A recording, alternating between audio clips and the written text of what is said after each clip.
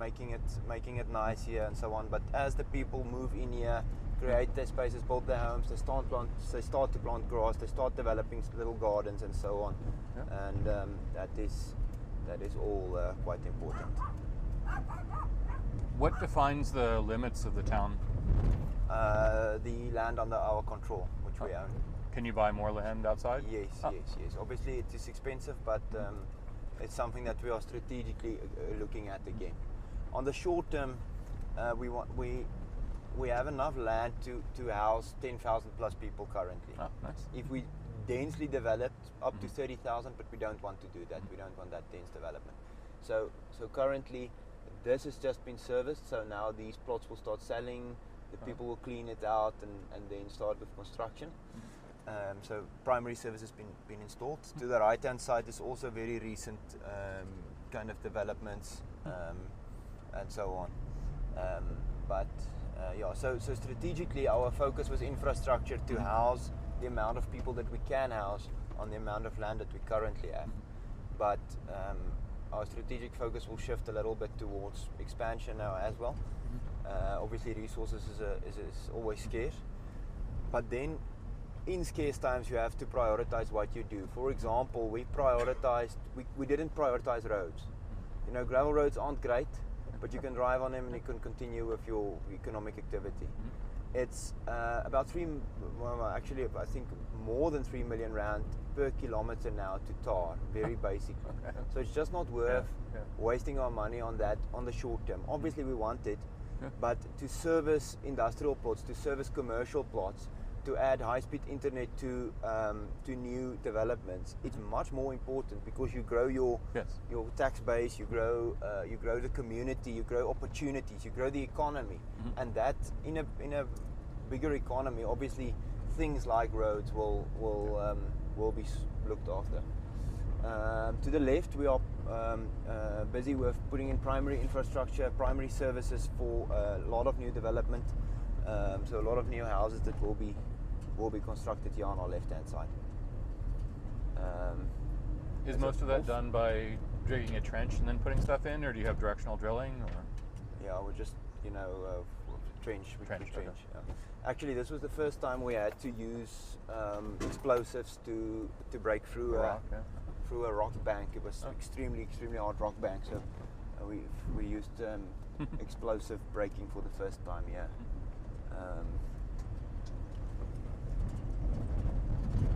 So in Joburg they use it for cash and transit vans, and here they use it for building water pipes. Summers. Oh. You don't have any summers in Orania that I could interview by any chance? Not yet. I will call you when they arrive.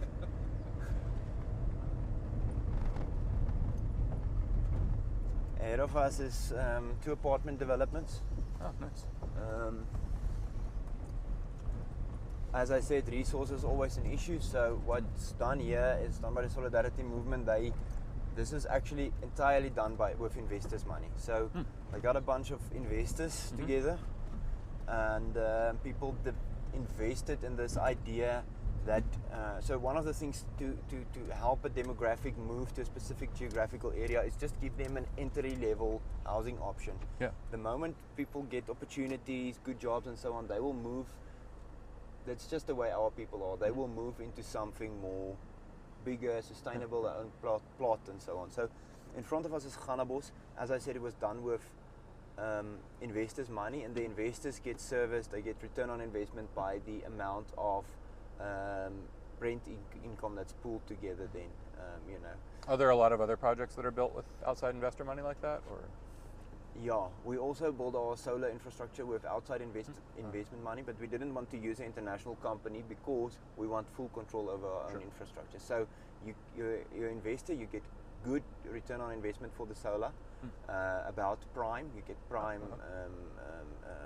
interest rates, but you have no say in terms of the infrastructure itself, because the infrastructure is the people of Orania's. And they must have control over it. So the only 2 entities that have control over it is the municipal entity and the agricultural entity, which is then represented then by the representatives of the people. So yes, foreign investment is welcome, but not necessarily to make decisions, just to make money. Yeah. We need the capital, and we can give good interest rates back. Yeah, I'm sure there's a lot of international investors that would be happy to invest on good financial terms and also to support projects.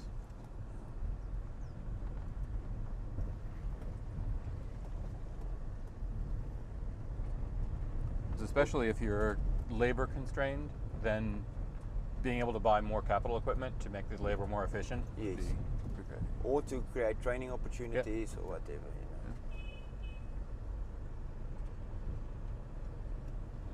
Do you have a concrete plant, like a batch plant? Where they take cement and the gravel and mix it together to make the concrete? Yeah. Or plant. I thought you said plan. Plant, we do. Yeah, we do. Yeah, that was a very important move forward. Something that I think we didn't quantify, decently enough beforehand, because a private commercial, a private businessman did it, and the people told him it's going to be too expensive. He's not going to be able to service the construction of that plant. But the thing is, because labor is quite expensive in Orania, the moment you can take individual cement mixing on site away 2-3 days to build a foundation, and you can just come and pour it in in 10 minutes or whatever, you take a lot of the labor component of the finance of the capital away. So it's much cheaper just to get him, just to pay him and let him do his job. As long as you have $1 million or so to build the plant in the first place, then yeah.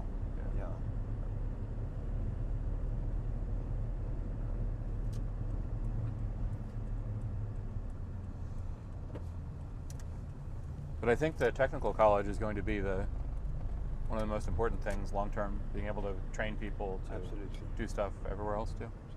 Yeah, we drove in 10,000 cubes of sand to level the ground out. The school did it with a lot of farmers and so on supporting them.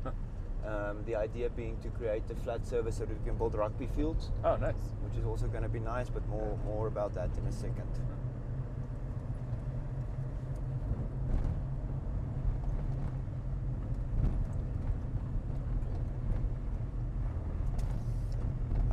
Ek's net vas hier so met besoekers, maar dit is by die harde ware. Jy kan dit gaan optel of 'n kind reël dat dit vir jou gebring word. Jy kan dit net nie nou dadelik doen nie.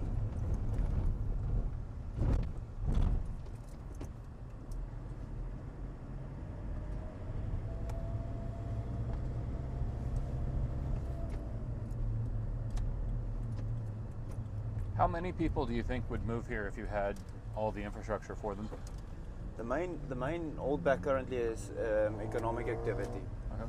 So people are so chained by the realities of debt that it's tough for them to move here where the economy is just not big enough so that they can make the salaries that they can make externally. So we need to create enough opportunity in a specialized economy, and then a lot of people will move.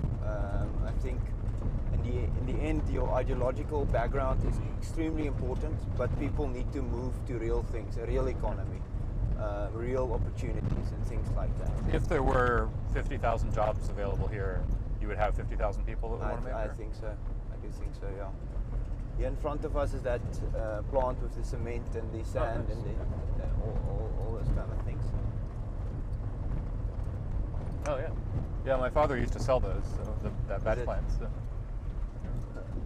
Nice.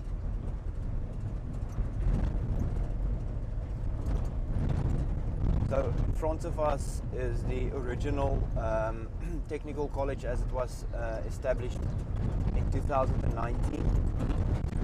Back then, the college started with only 5 students. So 5 students in 2019, 50 in 2020, and now it's 125, something like that. And that's only limited by your dormitory, the housing. Say again? You'd have more if you had more housing. Yes. So a lot of the courses are scalable. The issue is housing, housing opportunities. So in the next 6 years, we want to create 600 student beds. So a space for 600 student beds, including a multi-phase dormitory development. Obviously, all these things cost a lot of money, but we're going to make it work. So I spoke about kind of the trades and so on that you can study here and so on. One of the major ones is agriculture. The agricultural colleges in South Africa is really, really going to trash. There's only a few that's still good. So when we got accreditation for agricultural training college back in last year, 2023, January 2023 was the first intake of agricultural students, and it grew a lot since then. So that was very good. How long are the programs? Depends. They also launched now this week, actually, or last week. They introduced a new course in diploma in civil engineering. I think that's maybe 3 years. Oh wow. Then agriculture, I think, is 2. Civil construction is 2. I think electric with your practical aspects, that's 2 as well. But I don't know all the courses. This is one of the 2 schools in Orania. This is the Orania CVO school. Both schools are from preschool until you are done with your school career. Okay. So the preschool center is over there. This school's got about 500 learners, 500 kids. It also is starting to become a player in the region as a regional school more and more, and competes even internationally. They won the World Sevens school rugby tournament in Dubai 2019 and so on.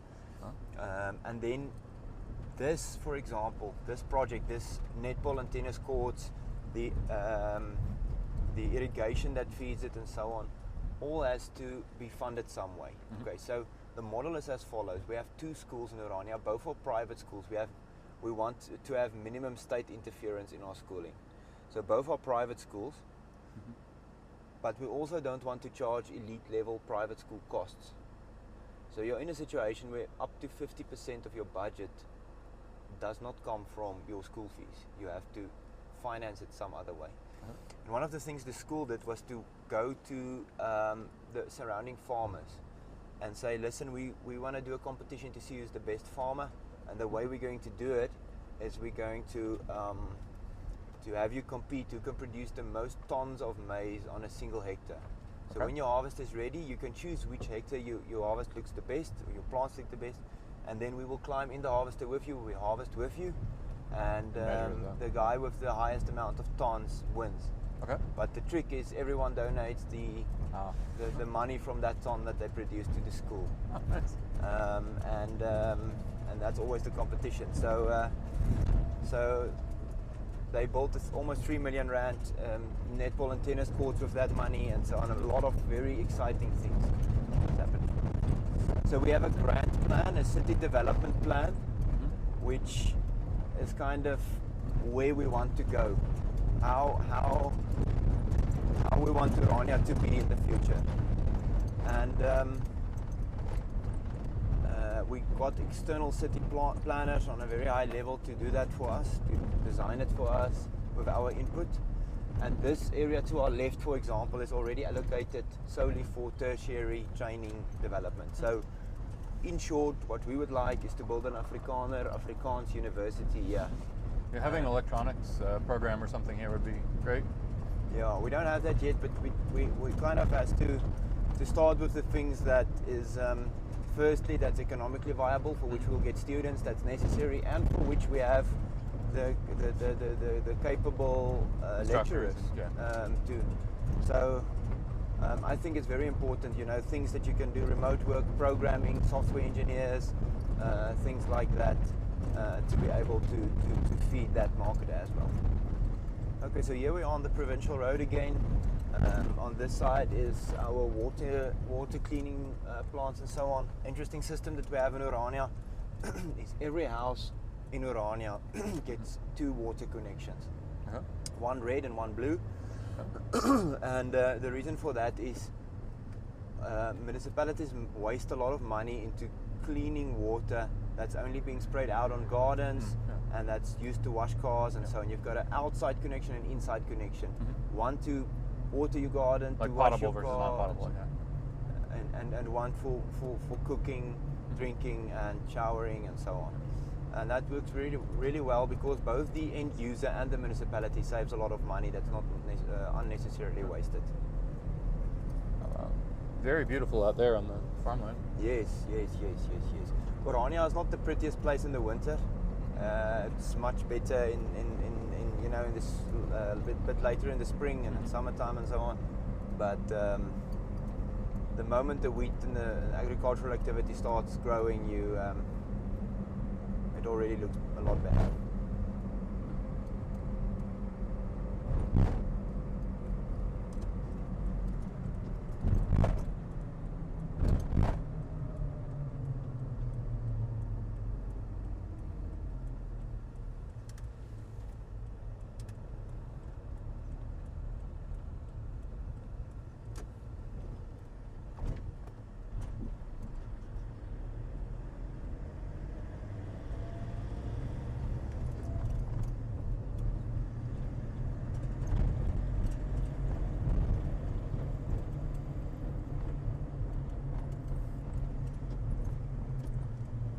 And I saw online that you had a concert here yesterday or a couple days ago. Saturday, yeah. We had a big like a music festival with Afrikaans singers from around the country, and very well. That also give Orania a regional kind of status because people are willing to drive from not only neighboring towns, are willing to drive quite far because it's a good event. It's a well organized event. It's good, clean fun. It's well organized, well planned, well structured, and everything. And yeah, so people support that a lot. Here's the other school. So as I said, Orania's got 2 schooling systems. This one specifically caters to a more individual approach, a more self-driven approach to schooling. The idea being that the child must take responsibility for his education, in a sense that the child can plan their own day and so on, and work on the subjects that they want to work on at that specific stage. The teachers are only there to support when necessary, when a child struggles with a specific subject. But you have to reach goals at the end of every week and end of every month and so on. This is one of the main churches in Orania. I would say probably the church with the highest attendance or the highest amount of members. So Orania is a Christian community. We very specifically state that in all our founding documents, in our right to residency program and so on and so forth. But we also give people the opportunity to choose their own denominations and so on and so forth. Have you ever eaten a Koeksister, Ryan? Don't think so. No. Very sweet, very traditional Afrikaner pastry, pudding, whatever you want to call it. So we build a monument for it normally, naturally. Nice. So the Koeksister monument kind of started a bit as a joke, as a tongue-in-the-cheek thing, but it's also got a serious side. In the first place, Orania is a cultural community. That is our reason for existence. We want to represent Afrikaner culture, and this is something that's totally unique to our culture. Firstly. The second thing is maybe more important. After the Anglo-Boer War and the rebellion of 1914 against the South African Party, which was a pro-British government in South Africa, the freedom-loving Afrikaners rebelled against that and lost the rebellion. So they had to pay back massive debts to the British government or to the South African government at that stage to make up for the rebellion and so on. And they also wanted to send the kids of the men that died in the rebellion to school and to university and so on. So they started funding this through baking Koeksisters. The women would get up at 3 a.m. before work, bake Koeksisters, and that would be sold. They baked pancakes and fat cake and all traditional foods, and that was sold. And a massive momentum came from that. People started shaving off bits of their salary, donating it to the Help Mekaar Fund, which was established to uplift Afrikaners out of the very, very, very bad economic situation that they were in post-war. And that got so much momentum that it actually helped the National Party to get elected in 1948. So the recovery to Afrikaner identity and that Afrikaner momentum was directly the effect of that. On our left hand side we have a monument that was thrown away elsewhere and that Orania had to rescue. That is a monument for the Irish volunteers in the Anglo-Boer War. So there was a lot of Irish that was so enthusiastic about shooting the English that they were willing to travel to South Africa to do that. They came here as four commandos of Irishmen. They were actually they wrote multiple letters to Paul Kruger, asked if they can come. He said no. They came anyway? 3 times, and the reason being that they were citizens of the crown. They were citizens of England. Treason, So they would be trialed and shot for treason. They won't be prisoners of war. And they just said no. They still want to come. And finally he said, okay, just come. And they obviously fought very bravely because the alternative is getting executed. So you can just as well fight till you die. Some of them, when they went back to Ireland, they were executed there. Some of them fell in love with Afrikaner girls and married, and we have a lot of Irish surnames now in under Afrikaners as well. If you look around you now, you can typically see the kind of environment that we have to tame to be able to construct something in Orania. It's challenging. This actually looks quite okay because there's not massive boulders in the ground now, but in some other areas a lot of your primary cost is into the fact that you have to remove all the rocks first with big yellow machines that runs very expensive. So also a factor in development is that the ability to service plots.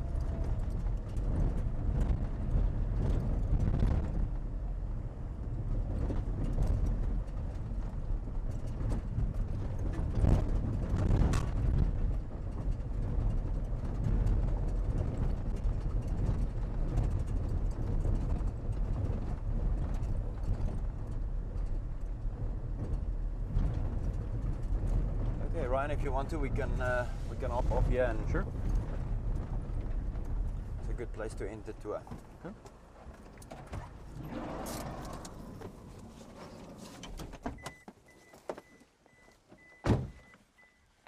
Oh wow.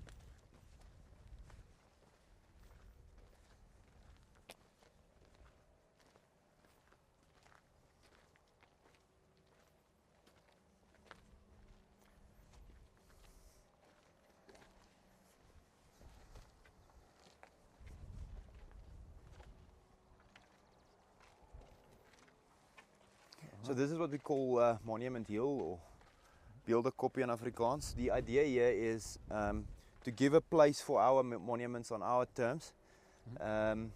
We would like to have more and more half circles going back with more and more of our history. This is what we have now. None of these were bought or made by us. They were all rejects, all thrown away. They're all refugees or donated. To get a new home here, and we put them a little bit behind the edge of the hill. They can't see into the future. They can't see over the hill. They are men of their time. No nation in the world is perfect. No one is just bad or just good, but they are a bit behind. They are all dead. None of them have an active role in our history or current situation anymore. So it's part of our history. But in the front we put our symbol and we define ourselves. This is called the Little Giant. Little because he's still so young and frail, or fragile actually, but also a giant because he's got such big potential. So it's a young man rolling up his sleeves to work with the idea of create your own future yourself. You have to take responsibility. No one is coming to save you. You have to build it. If you want a future, you have to build it. If you are worried about the future, create it. And simultaneously, obviously, our labor, our thing in regards to labor and doing our own work. So, labora et libertem, you know, through our own labor, we build our freedom.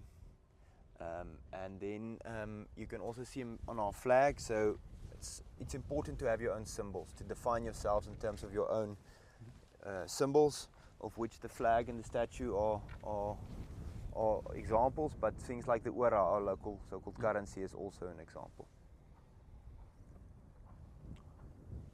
Okay, as you can see, there's just like a bird's eye view of Orania. You have community all over there. There's our town's rugby field, our swimming pool, which is going to open now with Carnival, which is in 2 weeks. The Koeksister monument over there. This is a main part of town. There's the school, the banks over there. On that hill's edge, you have got the kind of the new construction, the new, you know, the newer development. Over by that 3 towers is the municipal building. Over there you can see the safety and security building with the windsock on its roof. The daycare with the combination of student housing and office space. You have Kleingeluk, that newer area over there. And then Orania's border on different heights of that hill over there. To the west, it goes quite a long way, but it's all agricultural land to that side. And then here to the north, you can see the main part of town. Then you can see a first round of agricultural activity, a second one, a third one, and then you see like a reflection of a zinc roof there in the of like a storage. What do you call it? A barn almost. And that's our border there. That's extra land that we bought in 2011 with that hill as well, which is symbolically also nice to have part of Orania. Nice. And that amazing. That's my story.